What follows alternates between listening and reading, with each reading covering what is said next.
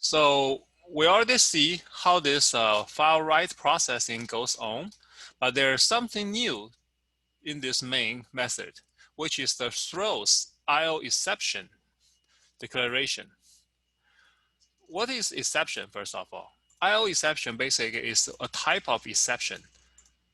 What is an exception? Exception is something unexpected.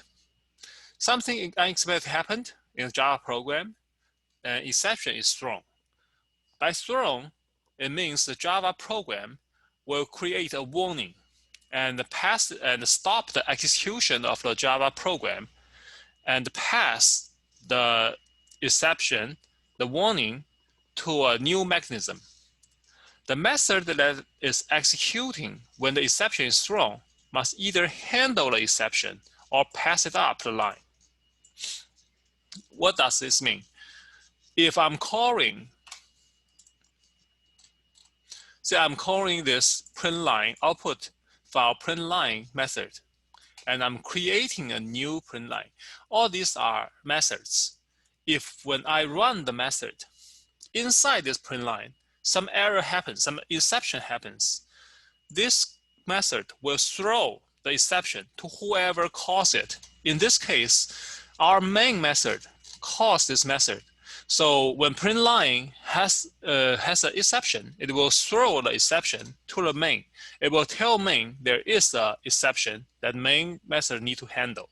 Now, main method can either handle that by itself, right? We will write our own code here to process the exception, or we will pass the exception on to whoever calls the main method.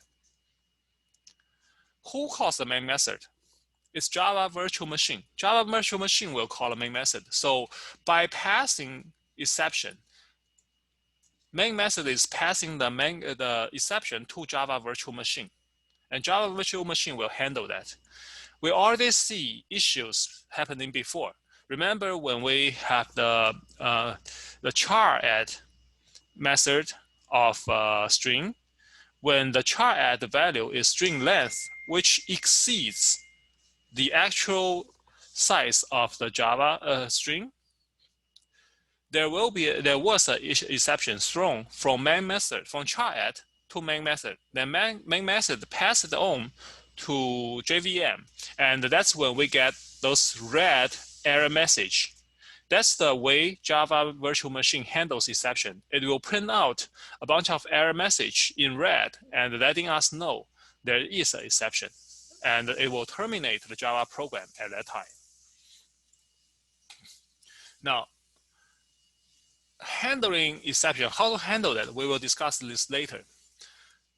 We can pass it up to the line, just like what the main method do. But if in order to pass it up to the caller of a method, the method needs to throw the clause, throw the exception in the method header. To insert a throws clause in the method header, you just add the throws word and the name of the exception after the regular method definition. Print writer objects can throw an IO exception. So we write the throws clause like this. Inside the main, we are calling print method constructor. That print method constructor can throw an IO exception. So in our main method, we explicitly says we want to throw this IO exception.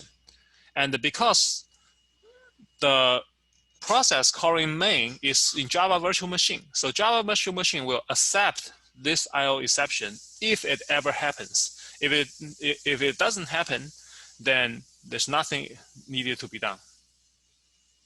We will cover more of the exception in future chapter. For now, all you need to know is you will add this throw exception declaration after the main method definition header. And the Java virtual machine will handle all the exceptions you throw to it by print out an error message in the console. Another issue is we talked about is when you use a print writer object opening, you are overwriting the file. right? But sometimes you may not need to overwrite. You may just want to append. You may just want to append the new information to the existing file. To avoid erasing a file that already exists and instead append information to the file, create a file writer object first, like this. Here you can see file writer. We are generating a new file writer object with a file name. And we have this true Boolean expression here. This true, the parameter name is actually append. If it's true, then we will do append to the file. If it's false, then we will overwrite the existing file. So you use a true to avoid erasing the existing information. Then you create a print writer object in the manner by creating a print writer based on a file writer object. On a Windows computer, how do you find the file location? You will be using // You will using a path like C:/ followed by the path. But remember, if the backslash is used in the string literal, it's an escape character. So you must use two of them to tell Java that this is only one slash. This is the error that the student always make every time they start creating their first file writing object. And as I say that, I know some of you will still make the same mistake. So I will see you in the assignment. And finally, how do you specify a file location? This is only necessary if the backslash is in the string literal. If the backslash is in the string object, then it will be handled properly. I mean that // thing. Now, fortunately, Java allows Unix style file names using / to separate directories. So you can also use / and Java will be able to recognize that this is the folder name separator. Now, it's probably a little bit hard to understand.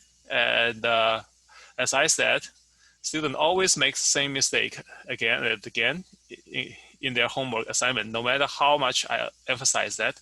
So try that on your own and make sure that you are able to understand how this / works in Java opening statement.